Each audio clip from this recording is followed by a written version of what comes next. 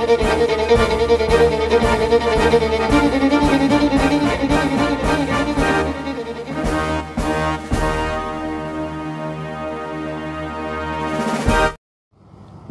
আমি সাক্ষ্যদীপা।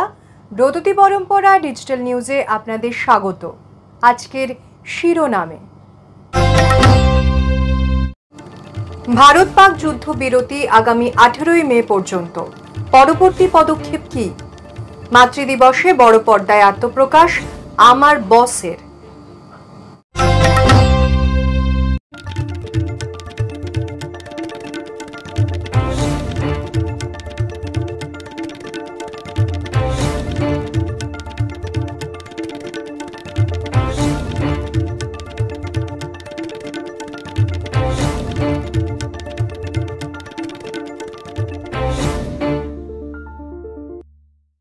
শুরু করছি আজকের সংবাদ সংকেত।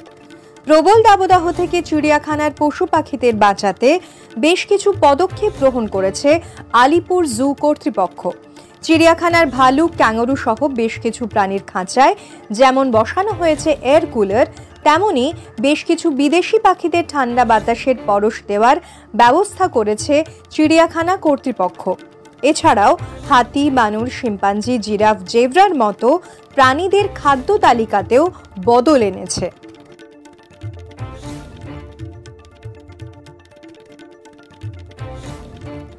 মহাকাশ বিজ্ঞানে চাঞ্চল্য। নাসার হাবল স্পেস আবিষ্কার করল 600 মিলিয়ন আলোকবর্ষ দূরে অবস্থিত এক দৈত্যাকার ব্ল্যাক হোল, যা নিমেষের মধ্যে উধাও করতে পারে কোনো নক্ষত্রকে। নাম AT2024 TVD। আনুমানিক ভর 1 মিলিয়ন সোলার মাস। আশ্চর্যজনকভাবে এটি কিন্তু গ্যালাক্সির কেন্দ্রের অবস্থিত নয়, বরং কেন্দ্র থেকে একটু দূরেই। ইউনিভার্সিটি অফ ক্যালিফোর্নিয়ার গবেষক ইউভেন ইয়াওর মতে এই আবিষ্কার মহাকাশ গবেষণায় এক নতুন পথ দেখাবে।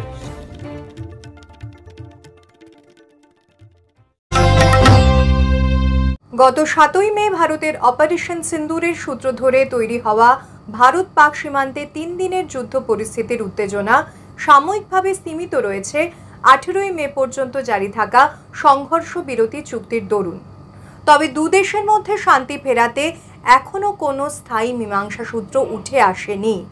এরই মধ্যে ভারতের বিরুদ্ধে পারমাণবিক শক্তি প্রয়োগের হুমকি দিয়ে ফেলেছে পাকিস্তান, যার কারণে আন্তর্জাতিক মহলে ক্ষোভ প্রকাশ করা হয়েছে নয়াদিল্লির তরফে।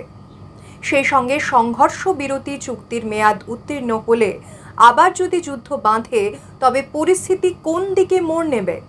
যুদ্ধের কারণে দেশের অর্থনৈতিক হালচালই বা কি হতে পারে, জেনে নেব আজকের এই বিশেষ প্রতিবেদনে। অপারেশন সিন্দুর ও পরবর্তী ভারতীয় প্রত্যাঘাতে টনক নড়েছে পাকিস্তান শিবিরের।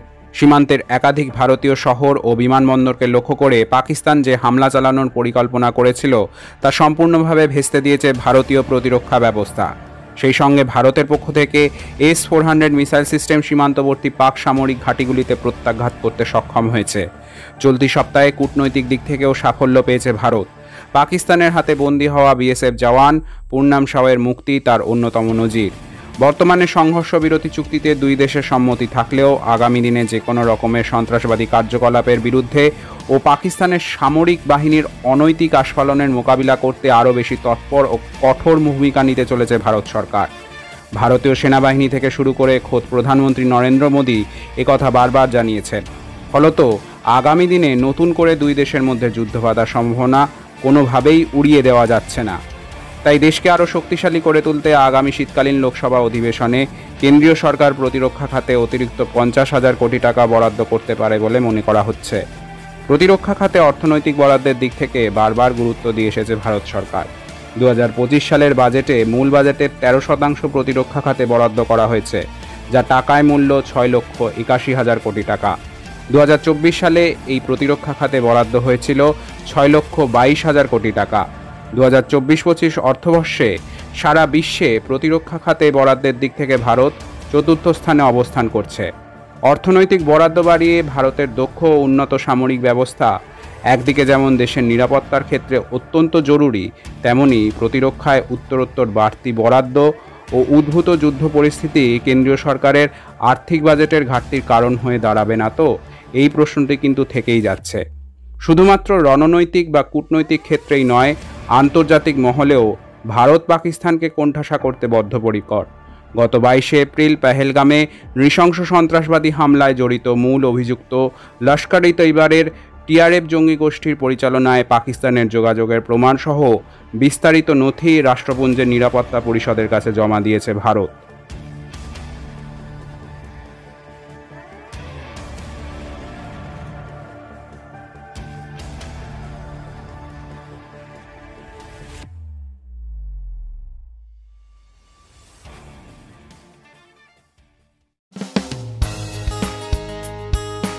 ব্রততী পরম্পরা ও কাব্যায়নের বিভিন্ন শাখায় অফলাইন ও অনলাইন আবৃত্তি প্রশিক্ষণের জন্য ভর্তি চলছে। কবির রোড, সল্টলেক, বারাকপুর, সোনারপুর, চুঁচুড়া, বেহালা, শ্রীরামপুর, শ্যামবাজার ও শান্তিনিকেতন শাখায় ভর্তির জন্য যোগাযোগ করুন এই নাম্বারগুলিতে।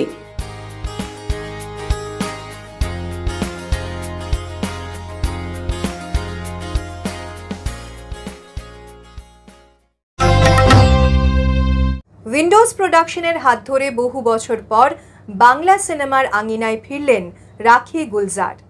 একদিকে কর্পোরেট দুনিয়ার বাস্তবতা, আর একদিকে মা ছেলের রসায়ন। আজকের মুভি রিভিউ পর্বে আলোচনায় থাকছে আমার বস।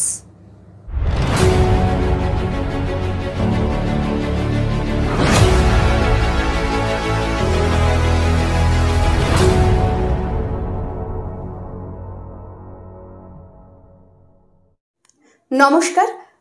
আজকে মুভি রিভিউ পর্বে আমি শ্রুতমা কথা বলবো শিবপ্রসাদ নন্দিতা জুটির সদ্য মুক্তিপ্রাপ্ত ছবি আমার বসকে নিয়ে। এই ছবির গল্প দুটো ধারায় এগিয়েছে। একদিকে মা ও ছেলের সম্পর্ক, আর একদিকে কর্পোরেট লাইফে অফিসের বস এবং তার এমপ্লয়িজদের মধ্যে সম্পর্কের টানাপোড়েন। প্রথমেই যদি বলি অভিনয়ের কথা, দীর্ঘ 22 বছর পর বাংলা সিনেমার আঙিনায় প্রত্যাবর্তন বর্ষিয়ান অভিনেত্রী রাখি গুলজারের। তিনি তার প্রত্যেকটি চলন, প্রত্যেকটি অভিব্যক্তিতে এত স্বাভাবিক এবং যে মাতৃসুলভ চরিত্রটি তিনি তুলে ধরেছেন তাতে এতটাই তিনি জাস্টিফাই করেছেন যে সত্যি সেই চরিত্রটি কিন্তু আমাদের মনে থেকে যাবে। এবং পাশাপাশি সাবিত্রী চট্টোপাধ্যায়ের কথাও বলতে হয়, তিনিও তার প্রত্যেকটি মুভমেন্টে নিজের সহজাত অভিনয় দক্ষতার কিন্তু পরিচয় দিয়েছেন। আর এক ঝাঁক যে তরুণী মুখকে তুলে ধরা হয়েছে ছোট পর্দা থেকে, আমার ব্যক্তিগতভাবে মনে হয়েছে যে তাদের অভিনয়ে সুযোগ যদি আরও একটু বেশি দেওয়া যেতে পারতো তাহলে ভালো হতো। কোথাও গিয়ে যেন চেনা মুখের ভিড়ে সিনেমার প্রমোশনটাই হয়েছে, কিন্তু তাদেরকে খুব একটা কাজে লাগানো হয়েছে বলে আমার মনে হয়নি। সিনেমার আবহ সঙ্গীতও খুব একটা যে মন ছুঁয়ে যায় এমনটাও নয়।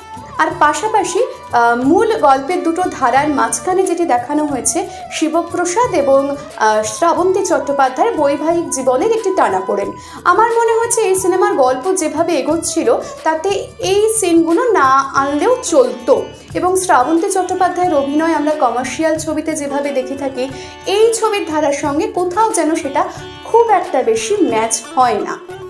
আর যে কথা বলার যে এই ছবির দুটো ধারার গল্পের মধ্যে আমার মনে হয় আমার বস হয়ে উঠেছে, গল্পের বস হয়ে উঠেছে মার ছেলের সম্পর্কই। কারণ ব্যক্তিগত জীবনে যেমন মা আমাদের বস হন, ঠিক তেমনই আমাদের কাজের জায়গাতেও যদি তিনি ইন্টারফেয়ার করতে শুরু করেন, একজন বসের সঙ্গে তার এমপ্লয়িজদের সম্পর্ক, কিভাবে কাজ এগোবে, অফিসের নানা খুঁটিখাটি, সেখানেও মা এসে ইন্টারফেয়ার করছেন। তো এটা তো খুব বাস্তবের ক্ষেত্রে এটা সম্ভব হয় এমনটা তো নয়, হয়তো সিনেমা বলেই সম্ভব হয়েছে।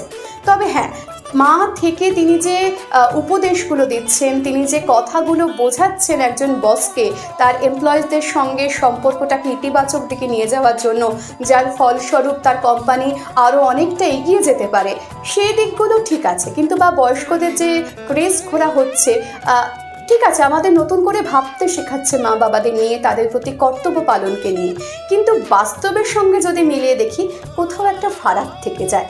তাই এই সিনেমার ক্ষেত্রে বলবো কিছু ডায়লগ, কিছু হাস্যকৌতুক অবশ্যই মনে দাগ কাটে, কিন্তু সবটাও যে একদম 100% কাজে দিয়েছে সেরকমটাও বোধহয় খুব জোর দিয়ে বলা যায় না। তাই এই সিনেমা দেখতে পারেন, কিন্তু শুধুই সিনেমা দেখার মতো করে। বাস্তবের সঙ্গে মিল খুঁজতে গেলে হয়তো কোথাও একটু ফাঁক পড়ে যাবে।